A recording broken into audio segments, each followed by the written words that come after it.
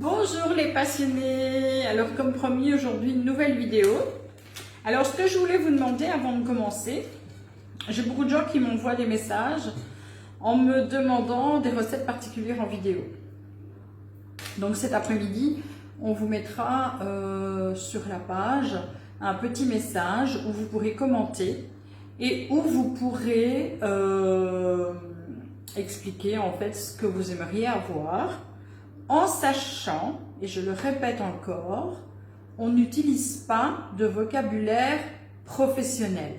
Donc les roues, 5G, machin, tous les trucs qu'on utilise en tant que professionnel, on ne les utilise pas parce que la plupart des personnes qui se trouvent sur la page sont des simples ménagères, pour la plupart du temps des petites jeunes femmes qui viennent de débuter en cuisine, et donc c'est vraiment sympa de leur parler dans un langage qu'elles puissent connaître. Ça, c'est la première chose. Alors, la recette qu'on va réaliser aujourd'hui fait partie du pack des fêtes de fin d'année. Alors, pourquoi je la fais aujourd'hui? Pour que justement vous puissiez avoir la vidéo, vous puissiez éventuellement vous entraîner et avoir aussi la recette. Donc, vous voyez, nos recettes, je vous montre de plus près, de Noël auront ce petit cadre spécial Noël et Nouvel An évidemment, puisqu'il n'y aura pas d'autres nouveautés. Je pense qu'on vous a déjà prévu pas mal de choses au niveau de ce mois de décembre qui va être bien sympa. Alors au niveau de la recette d'aujourd'hui, ce sont des petites gougères au comté. Qu'est-ce qu'on a besoin pour cette recette? On a besoin de 250 ml d'eau, de 75 g de beurre, de 4 œufs, des bons œufs de ferme, de 150 g de farine, d'un peu de sel. Et donc là, c'est la base. À partir de là, vous ajoutez ce que vous voulez. Pour ma part, j'ai choisi d'ajouter du comté que j'ai acheté en bloc chez mon amie Esmeralda de chez les fromages Jackie Cange. Je l'ai donc râpé avec mon super ustensile. J'ai également du jambon fumé que j'ai coupé grossièrement comme ça au couteau. Et je vais vous montrer cette recette qui prend un temps, mais vraiment limite. On peut faire ça à la dernière minute. Ça va très vite à faire. J'ai tenté quand même quelque chose, c'est la congélation. Une fois cuits, vous pouvez les congeler. Une fois que vous les sortez du congélateur, vous les remettez sur une plaque. Et à partir de là, vous pouvez les repasser quelques minutes dans le four et ça marche très bien. J'étais pas convaincue, je vous avoue, mais je dois bien avouer que tout compte fait, ça marche. Donc si on peut gagner du temps, faisons-le. Alors, les petites gougères, c'est pas difficile. J'ai déjà mis préchauffer le four à 180 degrés. Donc, encore une fois, hein, selon le four que vous avez, qu'il soit électrique, au gaz, qu'il soit ancien ou récent, chaque four a ses particularités. Donc à vous de regarder un petit peu, surveiller et adapter votre temps de cuisson et éventuellement votre température, en sachant que le gaz bien sûr chauffe plus fort qu'un four électrique évidemment.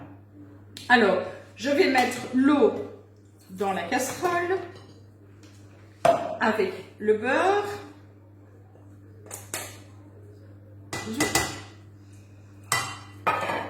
Et environ une cuillère à café de sel. Donc ça remplit un petit peu le creux de ma main. Moi perso, j'aime pas trop salé parce que comme on va y rajouter en plus pour ma part du jambon fumé et du comté, qui sont des aliments déjà salés naturellement, on va éviter de saler pour la recette. Ce que je vais faire ici maintenant, c'est que je vais mettre ça sur le feu. Ça va fondre tranquillement. Alors, en attendant que ça chauffe, je vais quand même vous expliquer une petite chose. Je vous expliquais que la gougère, c'était vraiment la base que je vous montre. Moi, j'avais envie de gougère au comté, ma fille avec du jambon fumé, donc j'ai fait un mix des deux. Comme nous sommes les deux seuls à en manger, on profite. Alors, qu'est-ce que vous pouvez mettre dans les gougères?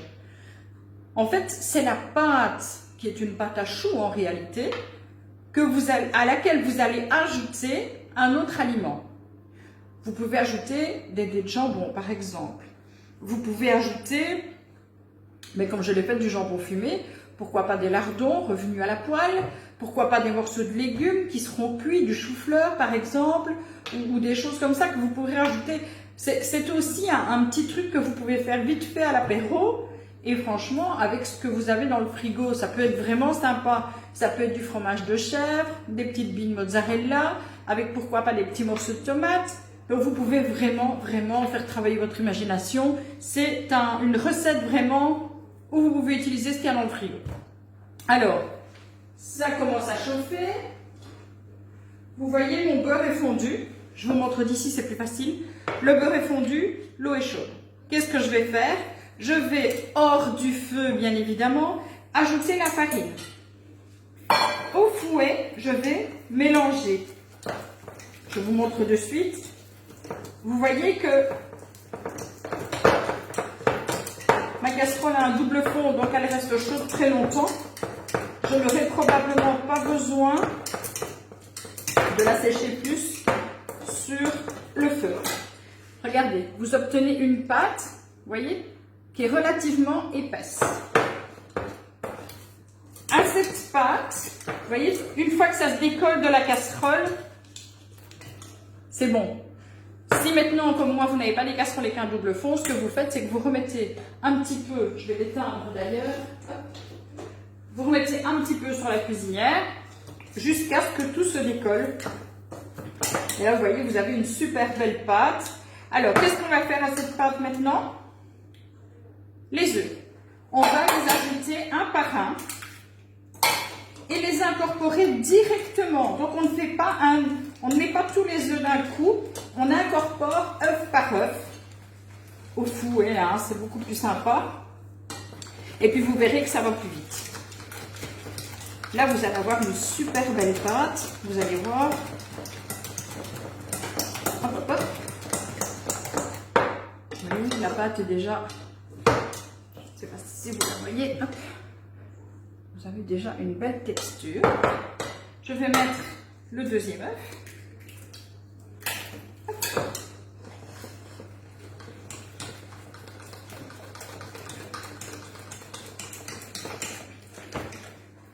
Et voilà. Ça, c'est donc la base de votre pâte. Vous voyez, elle est redevenue un peu plus liquide, mais elle a une jolie consistance et elle est, voilà, elle est bien lisse. C'est donc la base. C'est à partir de là que vous allez pouvoir ajouter les ingrédients que vous avez envie d'ajouter. Moi, je vous ai dit, on était parti sur le comté de chez notre amie Jackie. Et sur du lard fumé, vous voyez que j'ai coupé vraiment grossièrement au couteau. On ne s'embête vraiment pas. Hop, hop, hop. Et on va continuer à mélanger tout ça. Le fromage va bien évidemment fondre dans la préparation. Ce qu'on va faire maintenant, comme d'habitude, j'ai une jolie vaisselle, si quelqu'un est intéressé, je propose toujours, on ne sait jamais. Même si il n'y a jamais personne qui répond, je préfère demander. Alors, je débarrasse un petit peu le plancher et je vais vous montrer comment on va cuire la chose. Comme d'hab. Moi, j'utilise les plaques perforées. Un petit truc que je voulais vous montrer aussi, pour ranger les tapis. Donc les silpattes, les tapis en silicone que vous utilisez pour tapisser votre plaque de cuisson, que ce soit pour les pains, les sandwichs, les gougères évidemment, toutes les choses que vous aimez cuire dans le four, vous pouvez vous servir de la plaque perforée et de la toile. Alors la toile, il faut évidemment la conserver de façon à ce qu'elle reste bien plane. C'est toujours du silicone. Ça peut coller, donc ça doit vraiment s'entretenir correctement. De l'eau, du produit vaisselle, bien séché au moins jusqu'au lendemain. Donc moi je la mets sur le dossier d'une chaise à la cuisine et j'attends le lendemain pour l'emballer. Et puis le petit truc que j'avais trouvé sur internet il y a déjà un petit temps et qui fonctionne franchement pas mal, on utilise toutes des essuie-tout à la maison. J'ai donc récupéré un rouleau, je roule correctement mon cile-patte et je vais l'insérer dedans. Il est donc rangé correctement, sans risque de se plier et comme ça, de s'abîmer. Alors, je déplie, moi ils ont de la route déjà, hein. Je déplie ma petite plaque. Je vais prendre 2 cuillères. Je vais mettre sur ma cuillère un peu de préparation et je vais la mettre sur ma plaque. Je vais faire ça en laissant bien sûr un espace puisque la pâte va bien évidemment gonfler. Voilà, voilà. Une fois toute la pâte déposée donc, sur la plaque, je fais des grosses, moi, vous pouvez faire des plus petites.